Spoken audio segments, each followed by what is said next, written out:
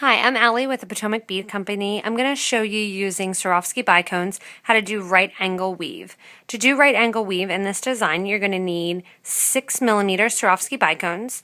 I also have them in the light amethyst color. I have a wide eye beading needle. A size 10 English beading needle would also work.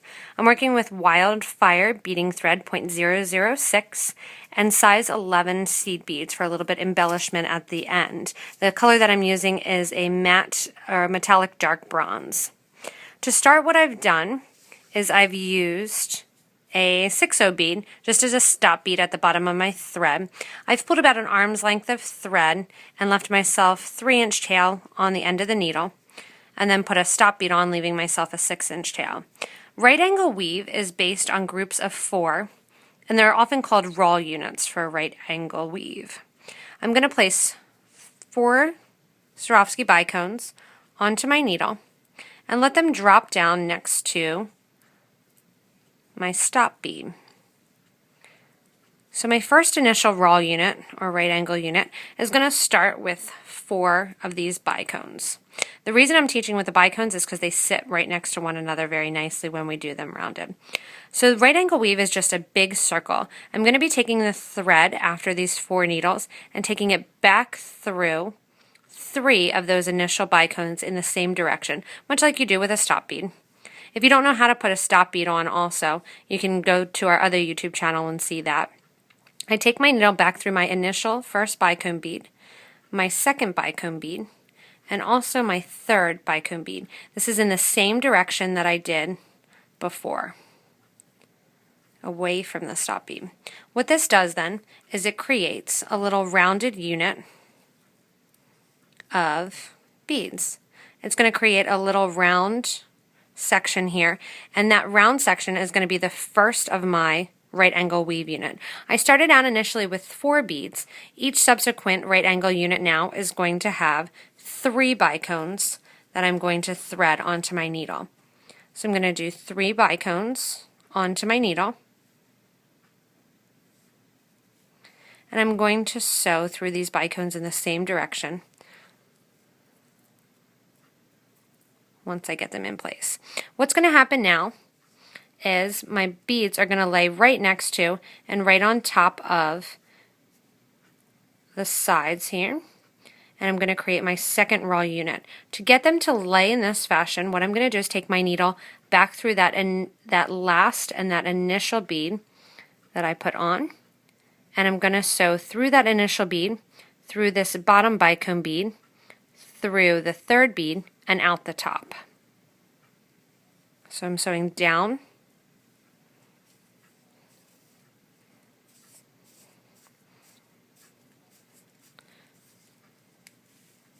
and then up through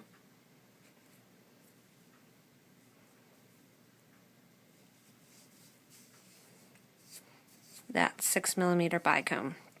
What this does is creates 2 circles or 2 raw units. So if you look here, the thread goes through the bicones, around in a circle, and snakes back through bicones, around in a circle again. I'm going to continue adding 3 more bicones and then take my thread around in a circle. If you can draw on a piece of paper, it's an easy indication you're doing basically big figure 8s in opposite directions as you thread your needle. I'm going to do 1 more unit to show you, and then I'm going to continue doing my bracelet and show you how to add the seed beads later. So I finish all of my raw units to my length that I've required, and the length is going to depend on how big your wrist is, or how big the wrist is of the person that you're giving it to. And I'm getting ready to add the embellishment with my 11/0 beads. What I've done with my 11/0 beads to do one side of the clasp is I've added 25 11/0s onto my needle after I've come out of my last raw unit. I'm going to take my needle back through the bicone in the same direction, and what this is going to do then is round out those beads into a round loop. That's going to be the loop that I'm going to put on the end, because my clasp on the other side is just going to be some crystal bicones that I've sewn together, and that's going to fit into that loop. So whatever size clasp or bead you're using for the clasp, you want to make sure that the loop is big enough for that. Always when I'm creating the loop, I also reinforce that. So I'm going to sew back through the whole way of those seed beads coming out this bicone again. To tighten up and to give a different look, after I've sewn through my clasp the second time, I'm going to add seed beads that run right along the base of the bracelet and the top of the bracelet as well. This will make the bracelet a little bit more secure as well as add a decorative look. If I'm using 11/0 seed beads, which I am, I'm going to use 2 seed beads in between each of the crystals. If I'm using 8/0s and you like the look of 8/0 seed beads as well, you've just are going to use 1. I'm going to sew down through my first crystal on the side there, and after that I'm going to add 2 of my 11 seed beads. Delicas would work for this as well. They just give a little bit of a different cut because they're more tubular shaped rather than this rounded shape. I'm sewing through the next bicone that's in line.